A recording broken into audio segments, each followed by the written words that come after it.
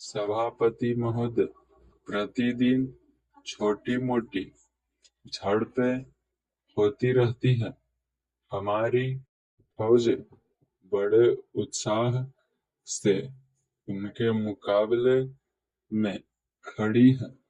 उनके हौसले बहुत ऊंचे हैं, लेकिन हमारी सरकार का भी यह कर्तव्य है कि उनके हौसले को कभी गिरने न दे।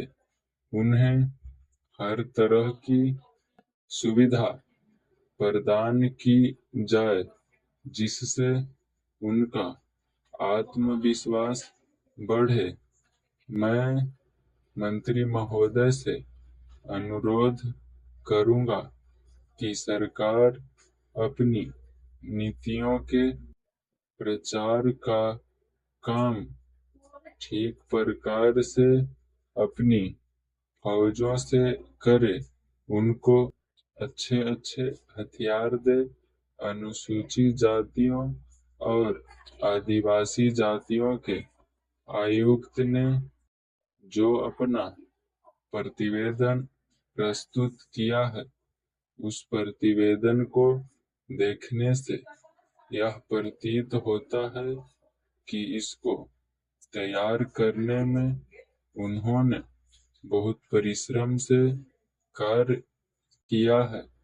इसके लिए मैं उनको और उनके सहयोगियों को धन्यवाद देता हूँ, परंतु साथ ही साथ इस प्रतिवेदन के संबंध में कुछ आवश्यक निवेदन भी करना चाहता हूँ। पहली बात तो यह है कि इस प्रतिवेदन को देखने से ऐसा प्रतीत होता है कि इन कार्यों के लिए जिस धन का उपयोग होता है वह 3 साधनों से उपलब्ध होता है: केंद्र सरकार द्वारा, राज्य सरकारों द्वारा और कुछ गैर सरकारी संस्थाओं द्वारा।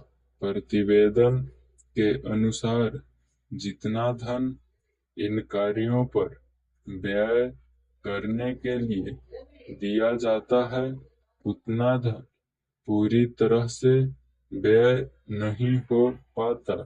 मैं यह नहीं कह सकता कि आवश्यकता से अधिक धन दिया जाता है या कार्यकर्ताओं को वह धन प्राप्त ही नहीं होता, जिसके कारण से वह बिना खर्च हुए बच जाता है। मैं तो यह चाहता हूँ कि जितना धन दिया जाता है उसका पूरा उपयोग हो और आयुक्त को यह न कहना पड़े कि इस कार्य के लिए जितने धन की आवश्यकता थी उतना धन नहीं मिल पाया और विवश होकर हमको उस कार्य को बीच में ही रोकना पड़ा। जहाँ तक राज्य सरकारों का संबंध है, बहुत सी राज्य सरकारें अभी तक इस कार्य में असावधानी से काम ले रही हैं और इस कार्य को उपेक्षा की दृष्टि से देखती हैं।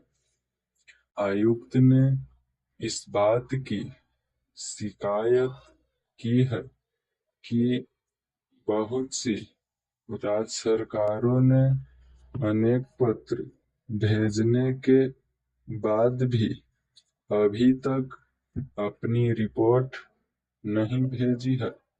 मैं चाहता हूँ कि सरकार इस तरफ निष्ठापूर्वक ध्यान दे।